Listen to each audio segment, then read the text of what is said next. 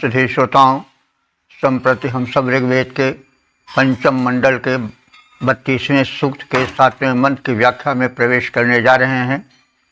मंत्र दृष्टा गातु आत्रेय, छंद त्रिष्टुप और देवता इंद्र हैं। शीर्षक है वृत्तासुर संहारक इंद्र। अब संबंधित मंत्र का सर्वप्रथम सस्वर पाठ हो जाए।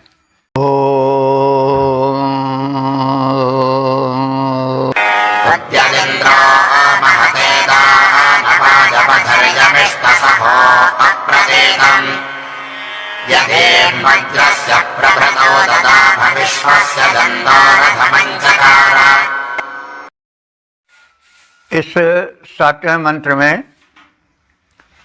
वृत्रासुर वधकर्ता महान इंद्र के पराक्रम का कथन है। यत इंद्र, जब वीर इंद्र ने महते दानवाय, उस महान दानव वृत्तासुर के वध के लिए सह अप्रतीतम शत्रु संहारक अजेय, सह कहते हैं बलपूर्वक शत्रु को संहार करने वाले, और अप्रतीतम कहते हैं अजेय। यह वज्र का विशेषण है, वध के साधन वज्र का। तो जब उस महान दानव वृत्तासुर के वध के लिए इंद्र ने उस महान शक्तिशाली प्रतीत होने वाले शत्रु संहारक अजेय वध के साधन अपने प्रचंड वज्र को उदयामिष्ट ऊपर उठाया। यत, जब वज्रस्य प्रहृतौ, वज्र के प्रहार द्वारा ईम ददाभ, इस प्रचंड असुर को मार डाला, वृत्तासुर को। तो विश्वस्य जंतो अधमम चकार, तो मार करके उस प्रबल पराक्रमी इंद्र ने संपूर्ण प्राणियों के मध्य उसको नीचे गिरा दिया। तो जब इंद्र ने उस भीमकाय दानव वृत्तासुर को मारने के लिए शत्रु संहारक अपने अजेय वज्र को उठाया और वज्र प्रहार से उस प्रबल दानव को मार डाला, तब संपूर्ण प्राणियों के बीच में मारकर उसे गिरा दिया, जिसे संपूर्ण लोगों ने अनुभव किया, देखा। वृत्तासुर वध हेतु इंद्र ने जब निज वज्र उठाया, भीमकाय दानव को नीचा करके मार गिराया। ओम वेद प्रेमियों, सुधी श्रोताओं, संप्रति हम सब ऋग्वेद के 5वें मंडल के 32वें सूक्त के 8वें मंत्र की व्याख्या में प्रवेश करने जा रहे हैं। मंत्र दृष्टा गातुआत्रेय, देवता इंद्र, और छंद त्रिष्टुप है। शीर्षक है वृत्त वधकर्ता इंद्र। अब संबंधित मंत्र का सर्वप्रथम सस्वर पाठ हो जाए।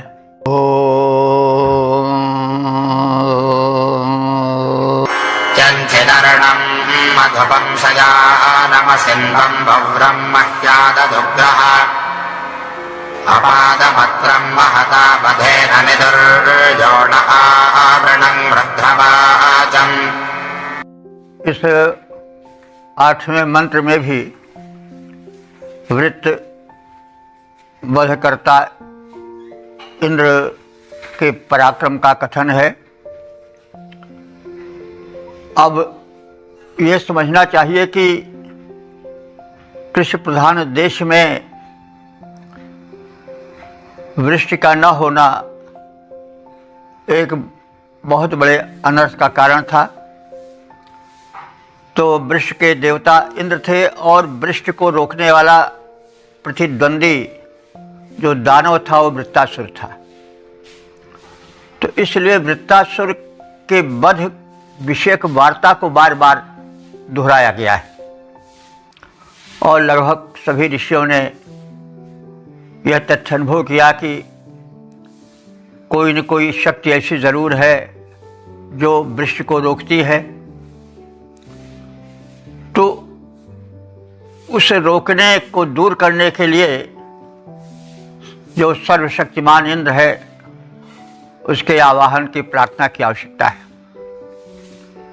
तो इसीलिए यह बातें दोहराई गई हैं और इंद्र के पराक्रम का,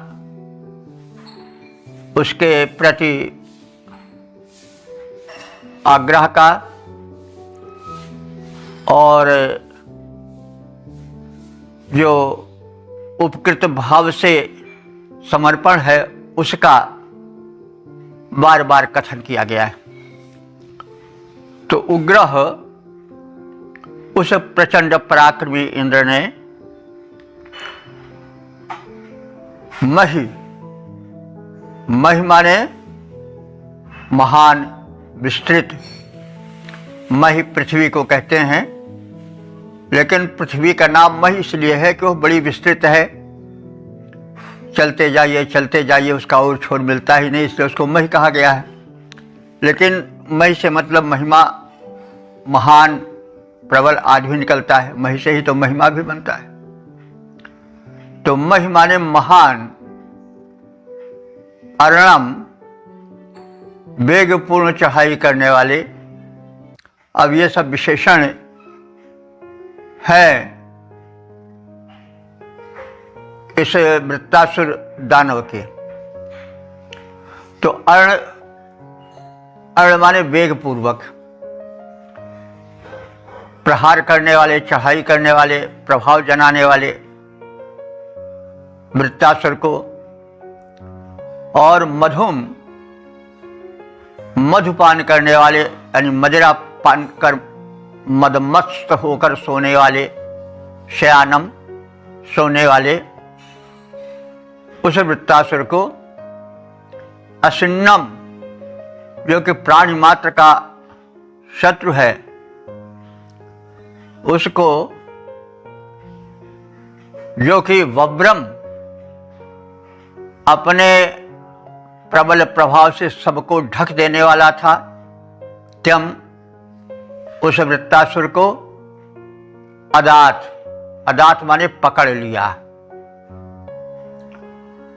कि भाग कर कहीं जाने न पावे।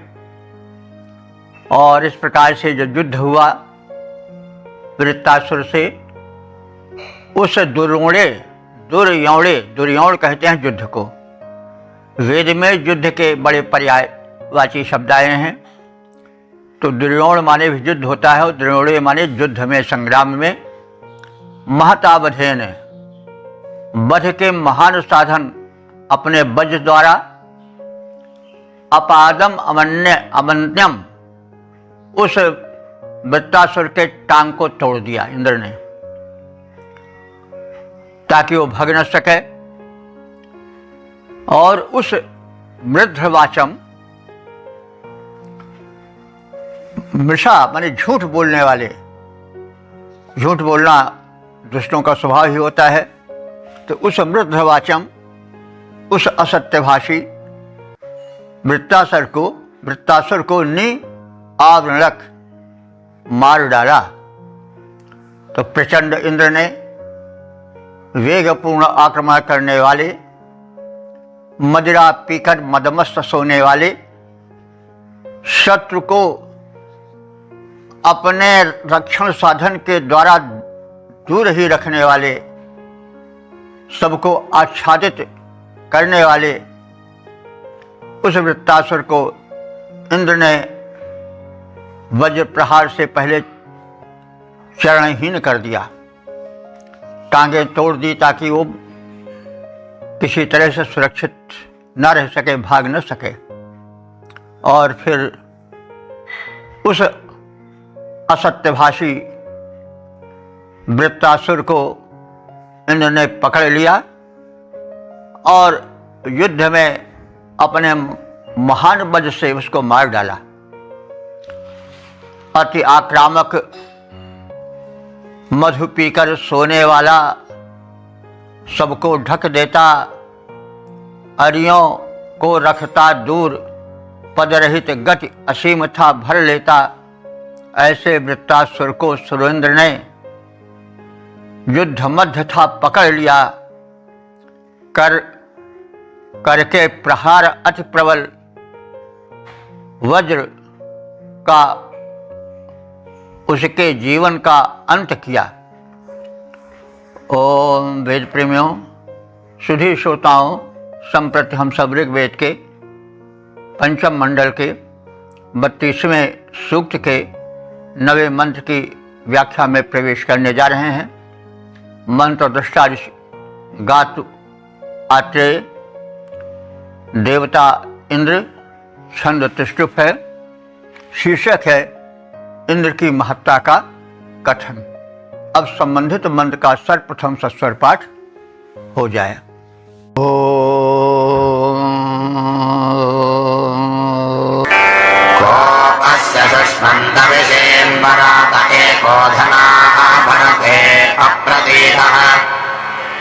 इमे चिदस्य त्रयसो नु देवी इंद्रस्योजसो भियसा जिहाते।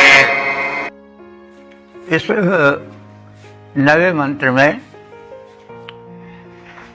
अप्रतिम बलि इंद्र की सार्वभौम सत्ता का, उसकी महत्ता का कथन है। अस्य इंद्रस्य, इस इंद्र के, सुषुमम तविषीम, तविषी कहते हैं पराक्रम को, बल को। सुषुमम माने प्रचंड शोषक। तो इस इंद्र के प्रचंड पराक्रम को कह बराते कौन जान सकता है, या उसका निवारण कौन कर सकता है? कह बराते कौन निवारित कर सकता है, कौन मिटा सकता है? तो कह बराते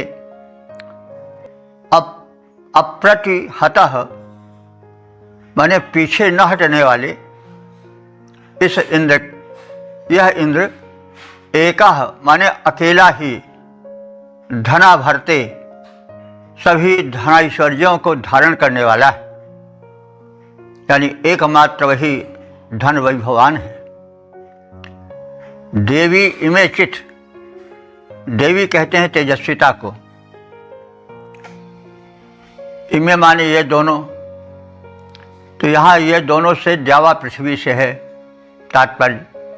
तो परम तेजस्वी ये दोनों, द्यावा पृथ्वी, धरा और गगन।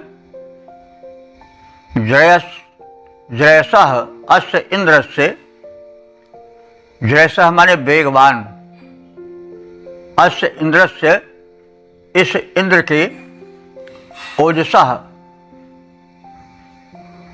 भियसा, ओजसः माने बल के, भियसा माने भय से, जिहाते माने चलती हैं। मतलब ये धरती जो चल रही है, आकाश में जो गति है, वो सब इंद्र के भय से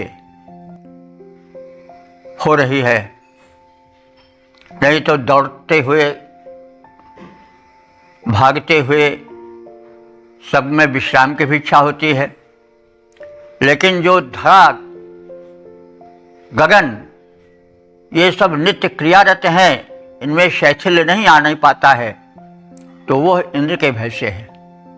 यानी नियंता सबका इंद्र है। तो इस महान इंद्र के बल का सामना भला कौन कर सकता है? पीछे न हटने वाला इंद्र सभी धनों को, धनैश्वर्यों को, वैभवों को धारण करने वाला है, अपने अधिकार में रखने वाला है।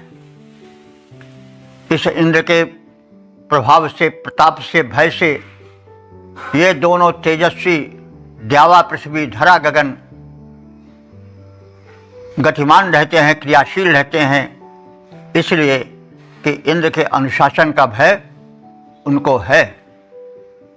तो वो परम शक्ति ही सर्वस्व करने वाली है। इंद्र परम शक्ति के रूप में है और उसके अनुशासन से समग्र संसार चल रहा है। धरा गगन द्यावा पृथ्वी सब में गतिमत्ता है, कहीं शैथिल्य नहीं आता है। उसका कारण इंद्र के शासन का भय है, यानी इंद्र बहुत बड़ा शासक है। इंद्र क्षत्रिय प्राकृतिक प्रबल पराक्रमी देवता कहा गया है। तो इस महान इंद्र के बल पर, इस महान इंद्र के बल का सामना भला कौन कर सकता है। पीछे न हटने वाला इंद्र सभी प्रकार के धन वैभवों को धारण करने वाला है, सबका स्वामित्व करने वाला है, अपने अधिकार में रखने वाला है। ये दोनों तेजस्वी द्यावा पृथ्वी धरा गगन सब इंद्र के अनुशासन के और उसके भय के बल से ही क्रियाशील रहते हैं। इंद्र महान, न कोई इसके सम्मुख आने वाला आगे चल करके, न कभी यह पीछे जाने वाला। सभी धनों को धारण करता बनकर उनका स्वामी, धरा गगन गतिशील, इसी से सब इसके अनुगामी। ओम वेद प्रेमियों, सुधी श्रोताओं, संप्रति हम सब ऋग्वेद के पंचम मंडल के 32वें सूक्त के 10वें मंत्र की व्याख्या में प्रवेश करने जा रहे हैं। मंत्र दर्शा इस गात वात्रेय छंद त्रिशुभ देवता इंद्र हैं। शीर्षक है महान इंद्र। अब संबंधित मंत्र का सर्वप्रथम सस्वर पाठ हो जाए।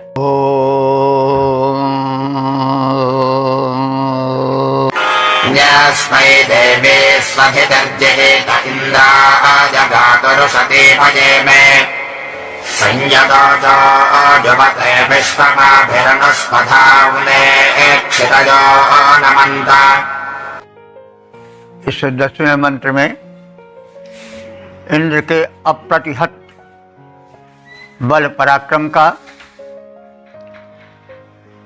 और उसके अनुशासन में तीनों लोकों के अनुशासित होकर व्यवस्थित रूप से चलने का कथन है। असमयी इस इंद्र के लिए देवी स्वधिति, देवी माने द्वितीयवान या द्वितीयवती। जैसे देव होता है नहीं, देव का अर्थ होता है जो प्रकाशित हो, दिव्य हो, उसी का स्त्रीवाचक शब्द देवी बना है। तो देवी स्वधिति ही जो तेजस्वी दिलोक है, निज हिते झुका रहता है। आकाश जो झुका रहता है, नहीं दिखाई पड़ता है जैसे झुका है, तो वह इंद्र के अनुशासन में ही झुका है। तो जो आकाश चारों ओर से झुका सा, पृथ्वी की ओर झुका सा प्रतीत होता है, ऋषि की कल्पना है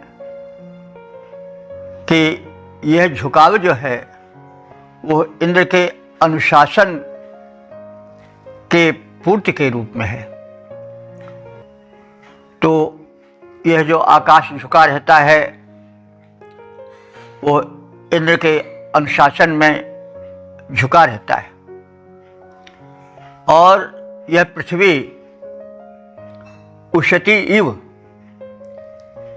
उशती माने पति परायणा नारी की भांति, गातु, गातु भूमि को कहते हैं। गातु का अर्थ भूमि है। तो हो सकता है गमनशीलता के कारण, जो वह गमनशील है, सूर्य की ओर चक्कर काटती है चारों ओर, तो इसलिए कहा गया हो। तो उस गमनशीलता से हो सकता है गय माने गायन के कारण जिसका यश गाया जाता हो। बहरहाल वैदिक शब्दकोश में गातु का अर्थ भूमि दिया गया है। तो आकाश झुका रहता है इंद्र के आदेश से, और गातु माने भूमि भी इंद्र के अनुशासन का पालन करती है। कैसे? उषति इव, पतिपरायणा पतिव्रता नारी के समान उसके अनुशासन में चलती रहती है। और इंद्राय एमे, इंद्र को समर्पित रहती है। यत आभि, जब इन प्रजाओं में विश्वम ओजः संयुते, इंद्र अपने संपूर्ण बल को लगा देता है, संपूर्ण बल से उसके सामने अपनी क्षमता प्रकट करता है, तो क्षितयः माने प्रजाएं स्वधावने इस अत्यंत बलशाली इंद्र को नमन करने लग जाती हैं। इंद्र की महत्ता के आगे सभी झुकते हैं, सभी नमन करते हैं। उसका अनुशासन चारों ओर है, उसका अनुगमन सब करते हैं। उससे हट करके, अनुशासन को तोड़ करके सृष्टि की कोई भी शक्ति रह नहीं सकती है। तो इस इंद्र के सामने दिलोक झुकता है, आकाश झुका रहता है, पृथ्वी पतिपरायणा स्त्री की भांति इंद्र को समर्पित रहती है। अपने संपूर्ण बल को जब इंद्र प्रजाओं में स्थापित करते हैं, तब संपूर्ण प्रजाएं इंद्रदेव को उनकी महत्ता के कारण नमन करने लग जाती है, नमस्कार करने लग जाती है। अंबर झुकता अवनी झुकती, इंद्रदेव को लख वैसे, पति को देख पतिव्रत नारी सम्मुख झुक जाती जैसे। इंद्रदेव का बल अपार जब प्रजा दृष्टि में लाती है, करने लगती नमन और श्रद्धान्वित हो झुक जाती है। ओम वेद प्रेमियों, सुधी श्रोताओं, संप्रति हम सब ऋग्वेद के पंचम मंडल के 32वें सूक्त के 11वें मंत्र की व्याख्या में प्रवेश करने जा रहे हैं। मंत्र दृष्टा गाथ वात्रे छंद तिष्ठुप, देवता इंद्र हैं। शीर्षक है इंद्र की महत्ता और उपासना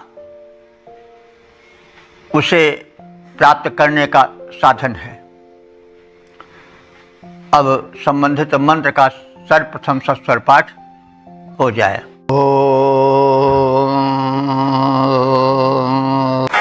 एकं दत्ता सत्पतिं पाञ्चजन्यं धातं शृणोमि दशसं जनेष तन्मे जगृभ्र आशसो नमिष्ठं दोषापस्तोर्हवमानास इन्द्रम्। इस 11वें मंत्र में इंद्र की महत्ता का कथन है और यह निवेदन है कि हमारी संतानें इंद्रोपासक बने और इंद्र से कुशलक्षेम प्राप्त करें। इंद्र, हे इंद्रदेव,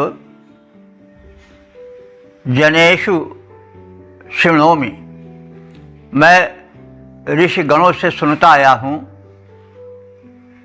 कि त्वा एकम,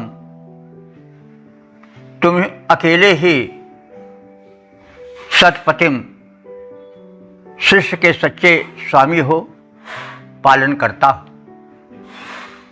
और पंच जना नाम, पृथ्वी के पांचों जनों को, 5 प्रकार के निवासियों को, पृथ्वी के 5 प्रकार के वासियों को तुम पालन करता हो। तो 5 प्रकार के वासी कौन है, निवासी कौन है? ब्राह्मण, क्षत्रिय, वैश्य, शूद्र और निषाद। तो देखिए, वेद में कहीं जाति पाति का कोई भेदभाव नहीं है। उन्हें समान रूप से परमात्मा द्वारा कृपा प्राप्ति है, कोई भेदभाव नहीं है। जो आजकल तरह तरह से लोग समाज में दरार डालकर यह दलित हैं, यह कौन है, ऐसा ऐसा कहते हैं, वो कुछ नहीं है। वेद में न कहीं कोई कुम्हार का कोई चित्र है, न कोई नाई का, न कोई तेली का, न कोई अधम वर्ण का कथन है। यह बाद में प्रकट किए गए असंतुलन हैं। वेद इस असंतुलन का खंडन करता है। वो कहता है केवल 5 प्रकार के मनुष्य हैं, ब्राह्मण, क्षत्रिय, वैश्य, शूद्र, और यह एक व्यवस्था है सामाजिक। जो ज्ञानी है, विज्ञानी है, साहित्यकार हैं, कवि हैं, मनीषी हैं, शोधकर्ता, वैज्ञानिक हैं, वे सब ब्राह्मण वर्ग में आते हैं, विप्र हैं। और जो योद्धा हैं, जो देश की शत्रुओं से रक्षा करने में लगे रहते हैं, वे क्षत्रिय हैं। जो उद्योग वाणिज्य आदि का विकास करते हैं, वे वैश्य हैं। और जो सफाई कर्मचारी हैं, उनका भी अपना महत्व है, वो शूद्र है। क्योंकि शूद्र शब्द शुचि धातु से बना है। शुचि, शुच माने जो स्वच्छ रखे। तो ये केवल भारत ही में थोड़ा है, तो सर्वत्र है भाई। ये वर्गीकरण किसी एक देश विशेष का नहीं है। सबकी आवश्यकता है, समान आवश्यकता है।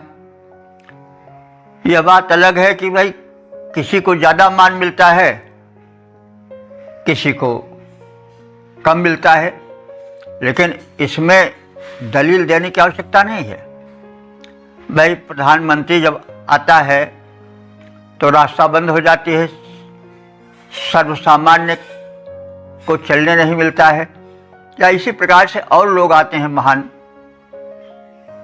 तो इसका मतलब तो यह नहीं कि हम निंदा करें को सबकी रास्ता रोक देता है। तो अब जो एक व्यवस्था होती है ऊंचे के प्रति, ऊंचे का मतलब हुआ कि जो अधिक महत्वपूर्ण व्यक्तित्व है, वो सुरक्षा सबको तो नहीं मिल सकती है।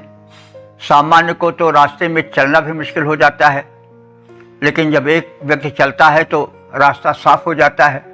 तो इसमें कोई भेदभाव तो नहीं है, ये तो एक व्यवस्था है। सबको समान अधिकार नहीं दिया जा सकता है, सबको समान सम्मान किसी भी दिशा में, किसी भी देश में नहीं हो सकता है। तो यह तो एक व्यवस्था है। जैसे शरीर में सिर है तो भाई चंदन तो सिर में ही लगाया जाएगा, मुकुट तो सिर पर ही बांधा जाएगा, पैर में तो नहीं बांधा जाएगा ना। अब कोई विरोध करने लगेगा, भाई पैर, अरे हम तो चलते हैं, मेहनत तो हम करते हैं, तुम तो मौज मस्ती करते हो, ऊपर बैठे रहते हो। दौड़ता तो मैं हूँ, हाथ कहे रक्षा तो मैं करता हूँ, कमाता मैं हूँ। मुकुट तुम काहे को धारण करोगे, तब तो फिर यह बात ही नहीं बनेगी। तो ये तो एक व्यवस्था है, उसी को वर्ण व्यवस्था कहते हैं। मनुष्य का कुछ स्वभाव जो है उसमें असुरत्व तो भी है, इसलिए वो उसी में भेदभाव पैदा करने के लिए, कुछ अपने को स्थापित करने के लिए बेतुकी दलीलें देते रहते हैं। तो एतदर्थ वेद का अध्ययन परम आवश्यक है। वेदाध्ययन करें और देखें कि भारतीय संस्कृति, यह है सनातन धर्म, कितना पवित्र, कितना वैज्ञानिक है। लोग विकृत करते हैं, हठवश, स्वार्थवश, अज्ञानतावश, कई कारण हो सकते हैं। तो बहरहाल अब हम आगे बढ़ें तो ये विषय उठा इस बात पर कि इंद्र जो है पंचजनों का हितैषी है, समान रूप से। पंचजन कौन हुए? ब्राह्मण, क्षत्रिय, वैश्य, शूद्र और निषाद। निषाद एक वह वर्ग है जो अलग से किसी देश में आ जाता है। तो आर्यों का एक अपना परिवार था, अपना मंडल था, लेकिन उसमें जनजातियां या अन्य लोग आने लगे तो उनका भी उसमें प्रवेश हो गया और उनको वहाँ की नागरिकता दे दी गई और उस परम शक्ति से उनके भी हित की कामना की गई। अब देखिए इतनी उदारता है, ये नहीं कि उनको वंचित कर दो। साफ साफ तो कहा जा रहा है कि भाई ऋषि प्रार्थना कर रहा है कि हमारे पांचों जनों को समान रूप से सुख सुविधाएं दो, उनका रक्षण करो। तो अब पांचों जनों में तो चार तो वर्गीकरण हो गए, पांचवा जो बाहर के लोग आके बस जाते हैं उनके लिए समझना चाहिए। तो उस समय ये निषाद जो थे वो पंचम वर्ग थे, लेकिन उनको सम्मान बराबर मिलता था। जो इतर भाषी है वे अज्ञानी हैं या हठी हैं या समाज को तोड़ने वाले हैं। तो इसीलिए वेदाध्ययन की परम आवश्यकता है, प्रचार प्रसार की आवश्यकता है, ताकि भ्रांतियां दूर हों। जो अज्ञानवश या हठवश विपरीत कथन करते हैं उनके मुख बंद हो। हाँ, तो बात यह चल रही है कि इंद्र जो है वो पांचजन्यम माने समाज के पांचों प्रकार के निवासियों की नागरिकों की रक्षा करते हैं। और हे इंद्र, त्वा एकम, तुम अकेले को सभी मान्यता देते हैं, ऐसा हम सुनते आए हैं। अब निवेदन है कि हमारे वे पुत्र पौत्र या संततियां जो कि दोषा वस्तु हवमानासः, दोषा कहते हैं रात्रि को, प्रदोष। तो दोषा माने कोई दोष दुर्गुण नहीं, प्रदोष यानी रात्रि है। दोषा माने रात्रि और वस्तु माने दिन। हवमानासः माने हव्य चढ़ाना, पूजन करना। तो हमारी वे संततियां जो रातों दिन तुम्हें हव्य चढ़ाती हैं, तुम्हारा पूजन करती हैं, आशाशः, और तुमसे आशाएं रखती है कि बल मिले, जीवन मिले, सुख मिले, शांति मिले, धन वैभव मिले, समृद्धि मिले। तो ये प्रजाएं, हमारी संतानें, नविष्ठम तम इंद्रम जगृभि, अतिशय अस्तुत्य उस इंद्र को प्राप्त करें, उनकी महत्ता स्वीकार करें, इंद्र उनका कल्याण करें। हे इंद्रदेव, हम सुनते आए हैं कि तुम ही एकमात्र सज्जनों के पालन करता हो। ऋषिगण पूर्वज ऐसे कहते आए हैं। आप पंचजनों के हितैषी हो, अतिशय यशस्वी हो। अब निवेदन है कि दिनों रात हवि प्रदान करने वाली, उपासना करने वाली हमारी संतानें मंगल की कामना करती हैं, जीवन को सुखी संपन्न बनाने की इच्छा रखती हैं, प्रार्थना करती हैं। ऐसी मेरी संतानें अस्तुत्य इंद्र की भक्ति कर उसे प्राप्त करती रहें। तो इंद्र की महत्ता और उससे लगाव, उसकी भक्ति करने की बात इस मंत्र में कही गई है। हम उस परम शक्ति का अनुभावन करें। वेद में उसे इंद्र कहा गया है, कहीं राम कहा गया है, कहीं कृष्ण कहा गया है, अन्य धर्मों में उसको अल्लाह, ईश्वर, गॉड जो कुछ भी कहा गया है सब शक्ति एक है। सूर्य एक है, उसको भिन्न भिन्न भाषाओं में, भिन्न भिन्न देशों में भिन्न भिन्न नामों से पुकारा जाता है, लेकिन सूर्य तो वही एक ही है। उसके रूप में, स्वरूप में कोई अंतर नहीं आता है। अब उसके लिए कि हमारा ही नाम सही है, तुम्हारा नाम गलत है, ये तो घनघोर अज्ञान है। तो वेद ज्ञान की आंखें खोलता है, ज्ञान चक्षु खोलता है और सब बातें बड़ी स्पष्ट रूप से प्रकट करता है। तो हे इंद्र, तुम्ही सत्पुरुषों के रक्षक हम सुनते आए हैं। हितकारी पंचजनों के हो, तेरे उज्ज्वल यश छाए हैं।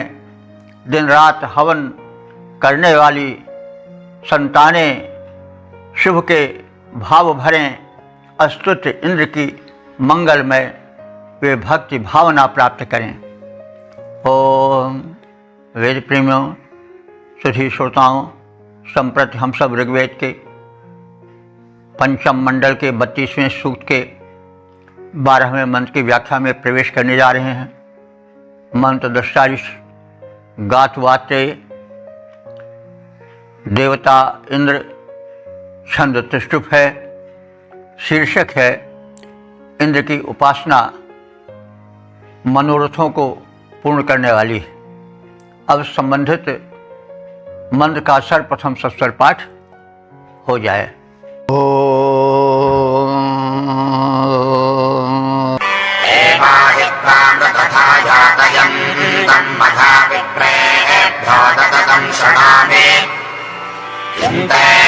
ब्रह्माणो ग्रहते सखा योजे भागानि तद्वक्कामनिन्द्र।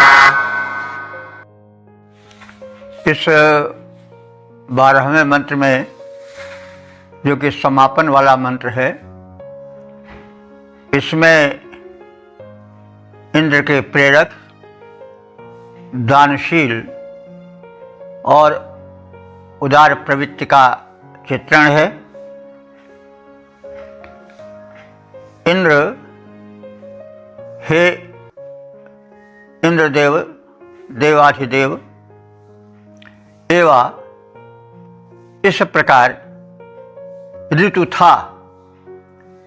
था माने समय समय पर, यात यंतम तुम प्राणियों को प्रेरित करने वाले हो।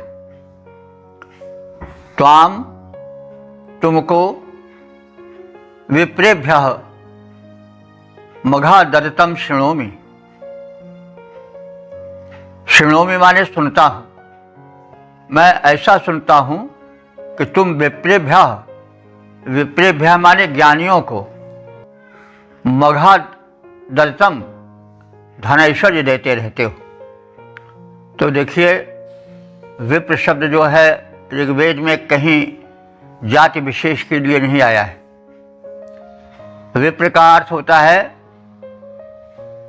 विशेषण प्रजानाति विप्रा, जो किसी विषय का विशेषज्ञ हो, व्यापक चिंतन वाला हो, ज्ञानी हो, वह विप्र है। कोई जन्मना इसका संबंध नहीं है।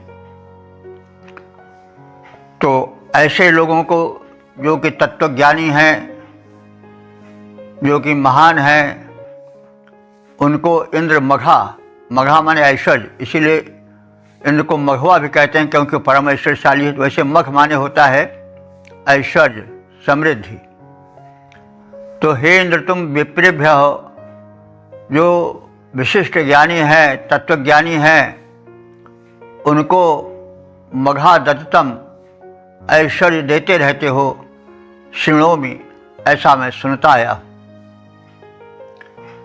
तो ज्ञानिनः त्वया ये कामम निदिधु, ज्ञानी जन तुमसे जो अपनी अभिलाषाएं करते हैं, ब्रह्माज्ञा सखाया,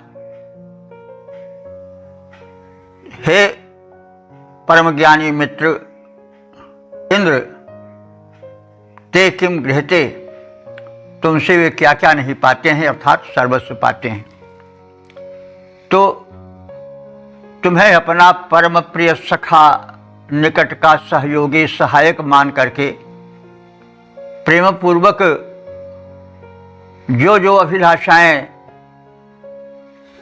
जन करते हैं, विप्रगण करते हैं, ज्ञानी गण करते हैं, तत्वज्ञानी करते हैं, वे तुमसे क्या क्या नहीं पाते हैं, यानी सर्वस्व पाते हैं, क्योंकि तुम सर्वस्व प्रदाता हो, सर्वसमर्थ हो। हे इंद्र, इस प्रकार समय समय पर यथा समय तुम प्राणियों को प्रेरणा देते रहे हो, ज्ञानियों को, तत्वज्ञानियों को धनादि देते हो, हम ऐसा सुनते आए हैं। ज्ञानी जन तुमसे जो जो अभिलाषाएं करते हैं, मित्रभूत तुम उन्हें अपने उदार स्वभाव द्वारा सर्वस्व प्रदान करते हो। हे इंद्रदेव, तुम समय समय पर प्रेरक बनकर आते हो। हे इंद्रदेव, तुम समय समय पर प्रेरक बनकर आते हो। हम सुने ज्ञानियों को सारी संपदा दिलाते जाते हो। ज्ञानी जन तुमसे पाने की इच्छाएं जो भी लाते हैं, वे मित्रभूत साधक तेरे तुझसे सब कुछ पा जाते हैं। इस प्रकार से हमने ऋग्वेद के पंचम मंडल के 32वें सूक्त के 12वें मंत्र की संक्षिप्त व्याख्या शब्दार्थ सहित जान ली है। अब तक जो मंत्र ऋग्वेद के एक तरफ से व्याख्यायित हो चुके हैं, उनकी संख्या हो चुकी है 3894। तो इस सूक्त में इंद्र की महत्ता का कथन है। इंद्र सर्वोच्च सत्ता है। उस सर्वोच्च सत्ता का वैदिक ऋषियों ने जो नामकरण किया वह इंद्र है। वही सत्ता, परम सत्ता भिन्न भिन्न मतों संप्रदायों में भिन्न भिन्न नाम पाती रही है, कहीं राम के रूप में, कहीं कृष्ण के रूप में, और अन्य धर्मों में ईश्वर, अल्लाह, सब गॉड और अनेक नामों से वही संबोधित होती आ रही है। सत्ता वही है, माया सब उसी की है। तो इसमें इस सूक्त में इंद्र की महत्ता का कथन है। खास तौर से वृत्तासुर के संग्राम की बातें अधिकांश मतनों में कही गई हैं, क्योंकि यह जो देश है कृषि प्रधान देश है, जल जीवन है, और जल हमको मेघों से प्राप्त होता है, वर्षा से प्राप्त होता है। जल न मिले तो जीवन नहीं चल सकता है, पृथ्वी में कुछ उपज ही नहीं हो सकती है, प्राणियों का अस्तित्व ही नहीं रह सकता है। तो इसलिए जल की परम आवश्यकता होती है। मेघों में जल, वृष्टि कभी होती है कभी नहीं होती है, और इस स्थिति में सूखे की स्थिति आ जाती है, संसार त्राहि त्राहि कर उठता है।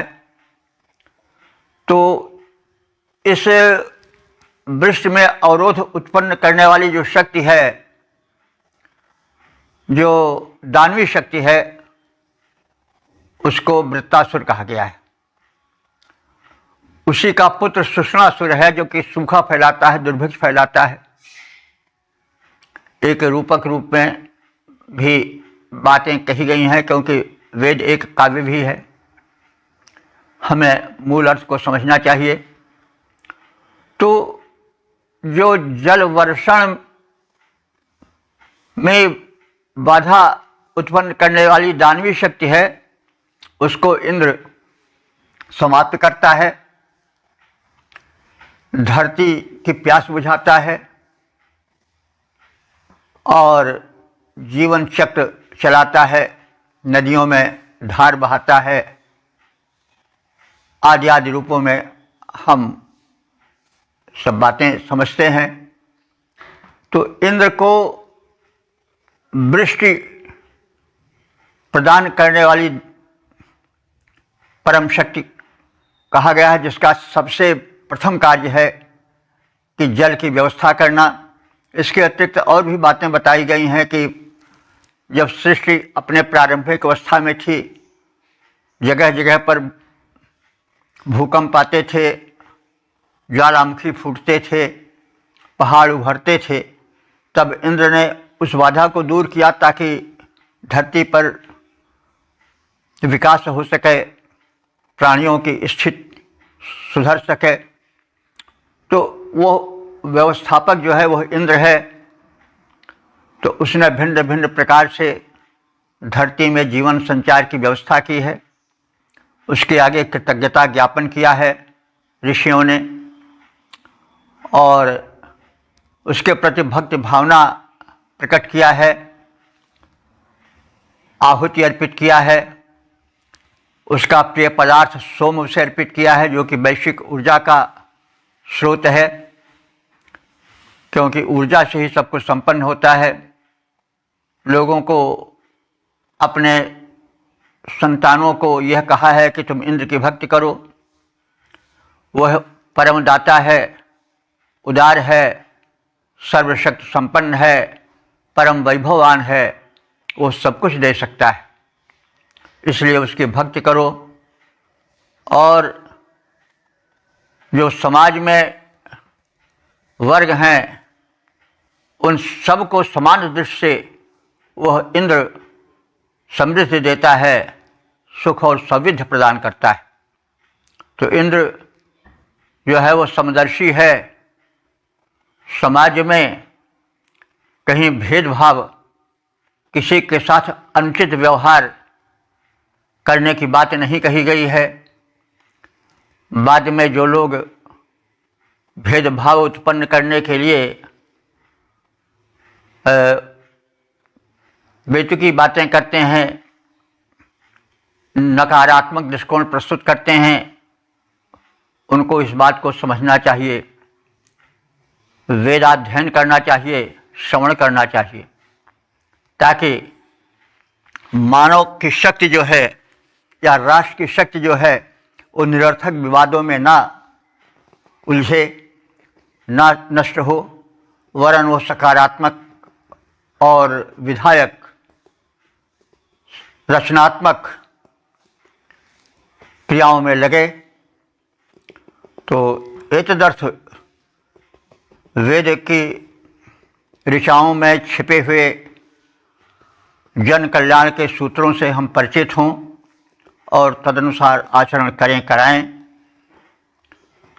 तो इस प्रकार से इस निवेदन और आग्रह के साथ हम अपनी वाणी को विराम देते हैं। ओम सर्वे भवन्तु सुखिनः, सर्वे सन्तु निरामयाः, सर्वे भद्राणि पश्यन्तु, मा कश्चित् दुःखभाग् भवेत्।